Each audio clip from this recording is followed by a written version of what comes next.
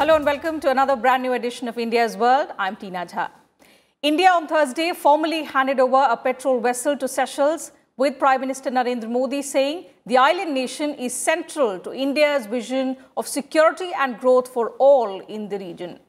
The vessel is the fourth made-in-India petrol boat to be gifted to Seychelles since 2005. It is a 50-meter fast petrol vessel built by Garden Reach Shipbuilders and Engineering at a cost of 100 crore rupees and has a top speed of 35 knots and an endurance of 1,500 nautical miles.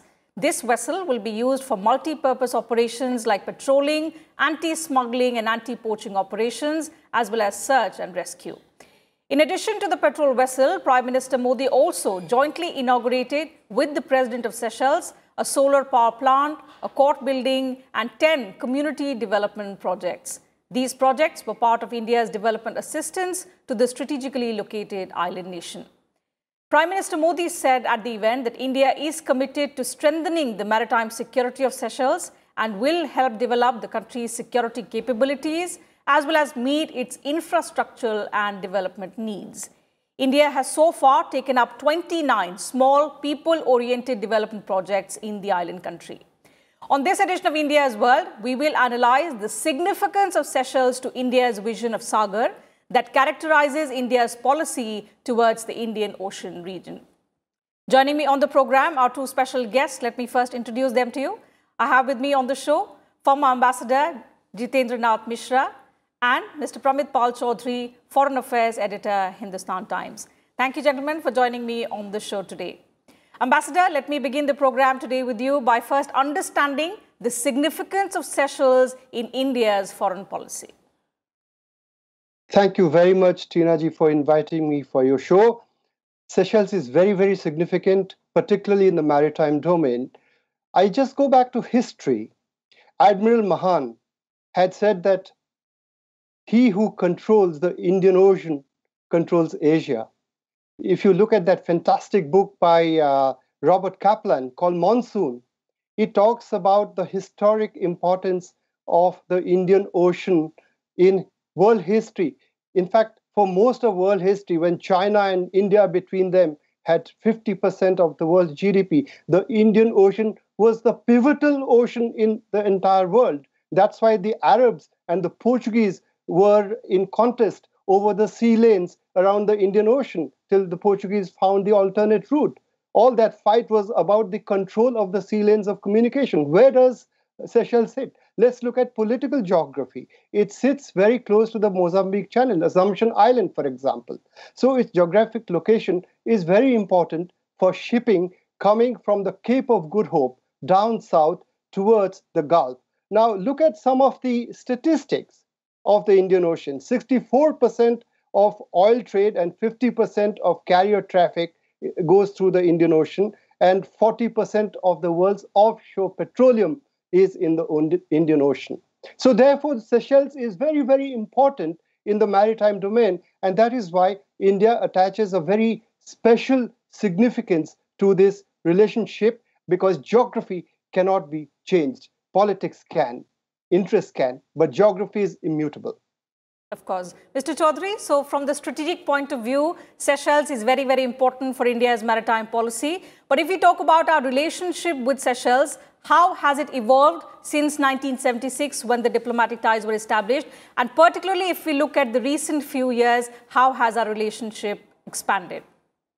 The Seychelles has had a long relationship with us. During the Cold War, they very closely paralleled India's non-aligned policy, maintaining a close relationship with the Soviet Union and the United States at the same time.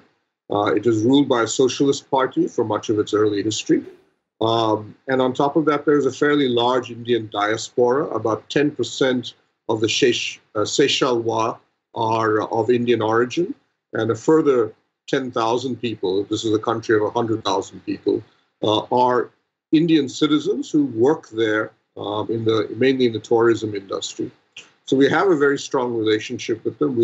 You mentioned that we've just given them a patrol boat, but in fact the first Indian patrol boat, the first Seychellois patrol boat, was given to them in 2005 by the Indian government as well. So in many ways we're just continuing an age-old practice.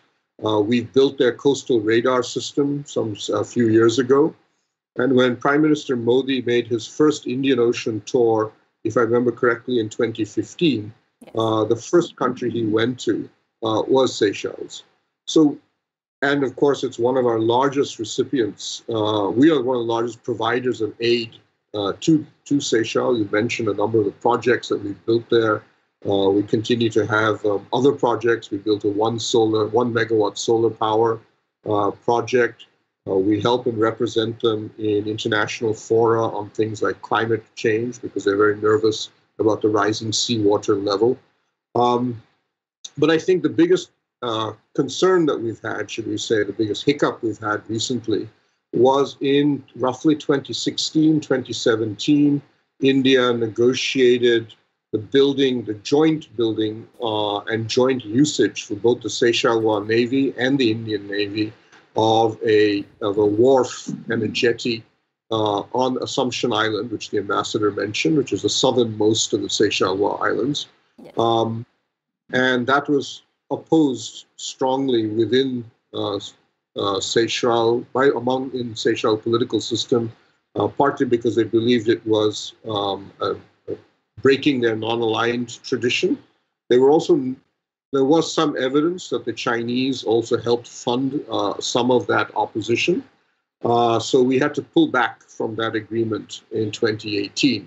It was frozen. It remains in place. The agreement hasn't changed. And I think one of the results was we recognized we needed to build up a greater degree of public support for India, not just do it at a G2G level, but work with the public of Seychelles, in Seychelles, among the Seychelles, so they understand that we are genuinely a friend and we're not really interested in making them part of a giant geopolitical battle in the Indian Ocean, though we would like them to share with us, if you wish, make us their dominant security partner in the region. So one of the reasons for the present projects, the donations, the conversations we have, is to build up sufficient confidence that we can revisit that original Assumption Island naval agreement.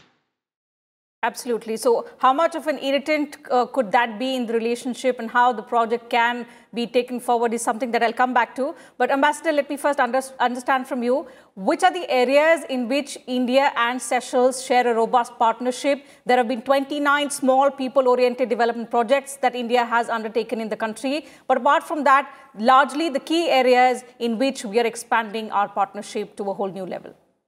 Absolutely. 50% of the air and maritime assets and 70% of capacity building in the Seychelles is of Indian origin. It's with help from India. So that's a very staggering percentage. India is having strong development partnerships nowadays with so many countries, but Seychelles would probably be one of the topmost. Now, I heard the mention of China by Mr. Pramit Pal Chaudhary.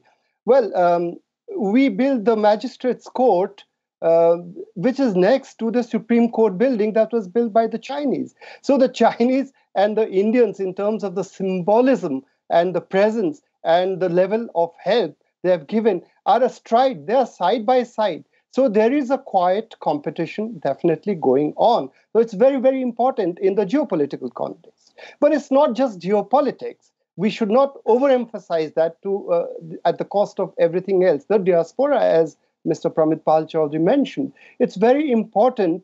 And the president is from Gopalganj. He's of Indian origin, Bihar origin. Now, the same thing in Mauritius. Now, it's very interesting to note that the two countries in the Indian Ocean rim, Mauritius and Seychelles, have given India far greater joy with regard to our strategic interests in the region than other countries. Why? Well, there is an Indian origin diaspora, and they are probably, we are probably able to leverage that to some extent to get things done so that we can take care of our vital interests. You know what happened a few days ago with the US naval ship. That has really raised eyebrows in India. I'm bringing that in just to illustrate the fact that capacity of the kind that we are trying to build including, I hope, what will happen in Assumption Island in future, if we can carry public opinion in Seychelles together with that. All that put together means that India has capacity to show in that region, and what the Americans did was surprising, to say the least, the other day off the coast of the Lakshadweep. So that kind of capacity is very important. And so therefore, the Indian diaspora is very important. The Prime Minister called it a very special relationship, and he pointedly mentioned, our Prime Minister pointedly mentioned the fact that the President is of Indian origin, is the son of India. He said the same thing about President Costa, Antonio Costa of Portugal, for example. And we are seeing so many things happen with Portugal. I'm just bringing it in to underline the importance of the diaspora in the scheme of things of not just the present government, but robustly so, but also of past governments. And the Prime Minister had gone to the Seychelles. It was after 33 years, his visit in 2015. The first of the 3 island nations he went to was Seychelles after 33 years. And the External Affairs Minister went there last year. And it can be plausibly speculated that he went to congratulate, of course, the new government after the election of the president. But he also might have spoken about Assumption Island to check on the status. So, because the current president was the one who was in opposition, he had opposed it at that time. So we have to work, we are democracies, so we have to work together. So it's a very important relationship going across, going from strategic affairs to capacity building to economics, environment. These special projects in the Seychelles that we have now, these 10 projects, it has everything to do with the environment. So therefore, we should not talk too much only about strategic issues, but we have to take the totality of the relationship. And I'd like to bring in COVID. Now, the first African country to which we sent 50,000 doses of the Covishield, which our Prime Minister rightly called the made in India vaccine, though it's Covishield, but it is made in India. The first country in Africa was Seychelles. And do you know what the President of Seychelles said about that? I would like to quote his exact language, because it's very important for us to understand and to acknowledge what our partners say, not what we say. What are they willing to acknowledge that kind of help? In diplomacy, most countries are not willing to acknowledge it publicly because they feel that they are recipients and we are donors, and nobody likes to be a recipient when they have not so much to offer. But Seychelles has embraced this idea of Indian help openly, and the president said we are going to reach 70% herd immunity by the end of April. And this is because of the precious, he used the word precious, the precious gift India gave of the COVID vaccine. Now, this is COVID Maitri.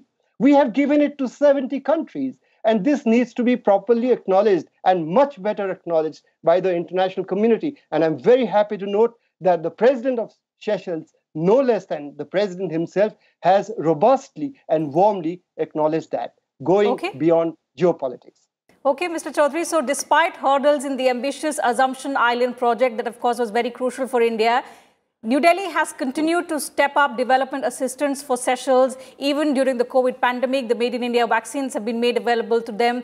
Does that in any way give any hope that this project, which is strategically very, very important for India, could be revived? And if yes, what are the ways in which it can be revived so that it is in the interest of both countries?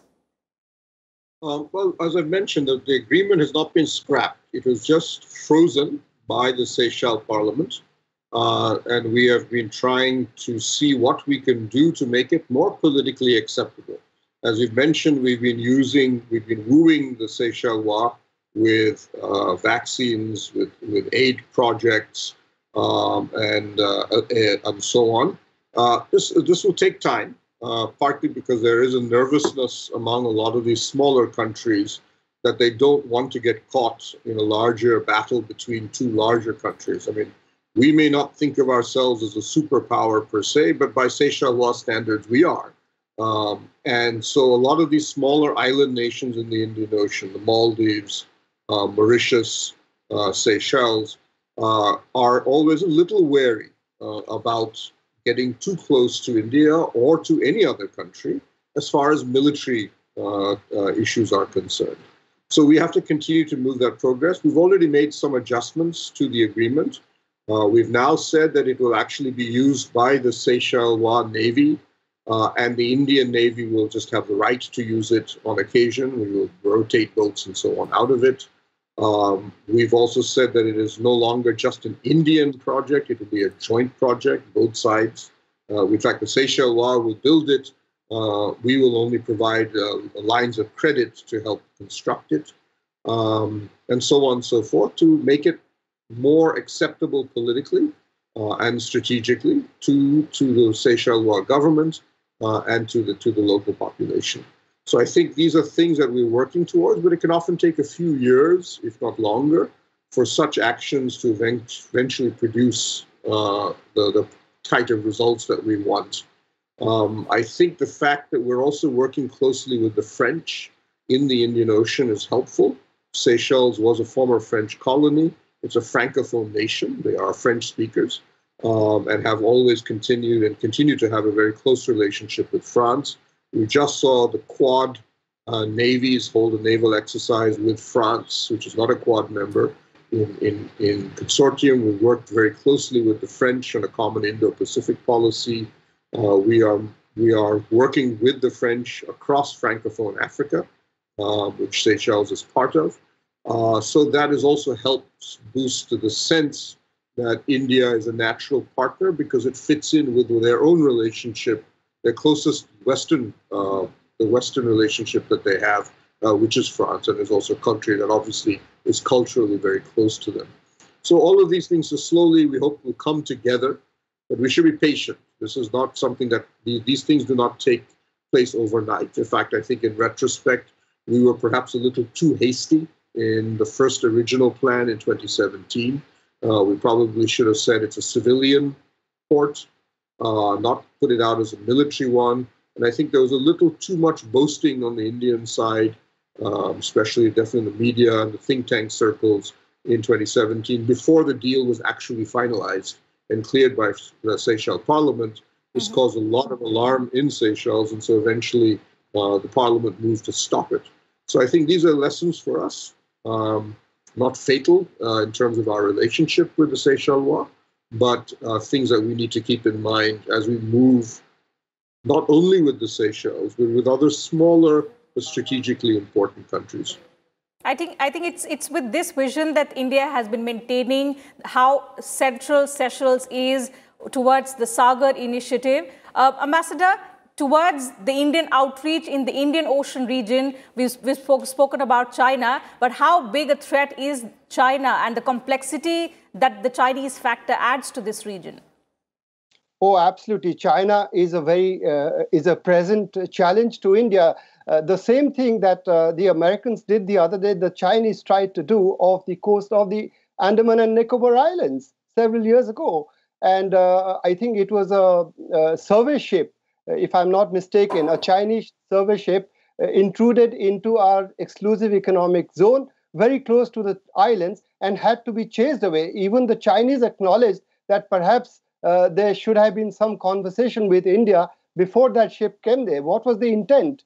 To carry out surveys of the seabed so that they can deploy submarines, for example. This is what I have read in the media. And India's stand is very clear that within our exclusive economic zone, in terms of our understanding of UNCLOS, any country that deploys a military vessel for whatever purpose, particularly explosives, will need to take India's consent. The word is consent. And there's been a statement from the Ministry of External Affairs yesterday, as you know, after the US incident. And it is a serious incident. And what China did was a very serious incident too. It's another matter that the US presently might be more benign, but intentions can change.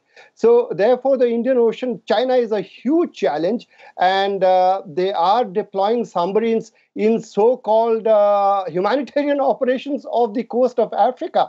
I mean, submarines in humanitarian operations, what are we talking about? So the intentions are very clear to deploy, and the Chinese have done it in the past. If you go to the Ming Dynasty, Admiral Zheng He, they have circumnavigated this entire region, the Indian Ocean region. So if India has to continue to have a pivotal position, we need to have partnerships, because we can't do it alone. We don't have the capacity, naval capacity, or the overall capacity to do it alone. Therefore, we have the Quad.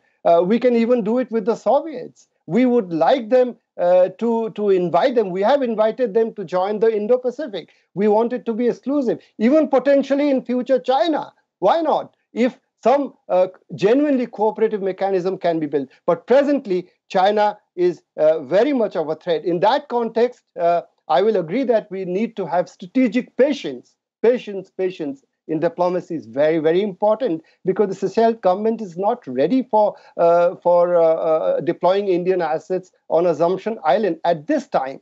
But the president also said, I quote, the Zoroaster, the patrol boat we just gifted, which is the fourth, by the way, Topaz, Constant, Hermes, 2005, 2014, 2016, now 2021. The Zoroaster, he said, will fulfill its principal mission of defending our territory, defending the territory of Seychelles. So India has been acknowledged by no less than the president to be a partner in defending their territory. Defending against whom? The unstated reason might be Chinese adventurism in that region and trying to control that region, and small states with a combination of strategic and economic and developmental enticements. So therefore, China is a huge challenge. I'm confident that we can work out something with the Seychelles and other partner countries, like, of course, the Maldives and of course, Mauritius, and further east also in the Malaccas with our Southeast Asian partners. But we cannot do it alone. Okay. Mr. Chaudhary, so largely our focus has been on treading small steps in helping the nearby islands, especially the Seychelles, if there are of need. But are these enough to challenge China's hegemony? And also, what can be the future mechanisms as far as Indo-Seychelles relationship is concerned?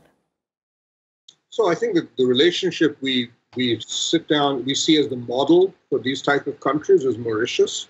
It's a country whose military is, as you said, joined at the hip with ours. It is a country that accepts India as the dominant security partner and to a large extent even an economic partner. And in return, we provide a lot of economic help and assistance to them. But Mauritius is unusual. It's 66% of people of Indian origin. So for them, it's natural to take a look towards India. Maldives, we've seen that at least 2 out of their 3 major political leaders accept an India first policy, but there still is a degree of opposition there. And in there, we have seen Chinese money being a huge issue in terms of trying to subvert, if you wish, India's position there.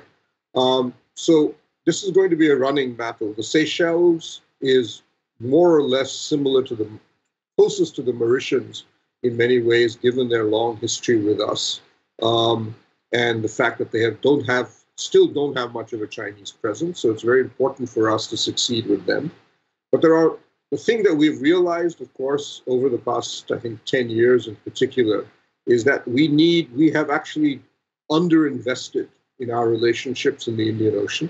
There are many littoral Indian Ocean countries which we do not have almost any relationship at all, and we need to start building them. Madagascar, for example, the single largest island in the Indian Ocean, we have a minimal diplomatic relationship with them. It's there, but it's not very strong, and it's something we're now beginning to invest in.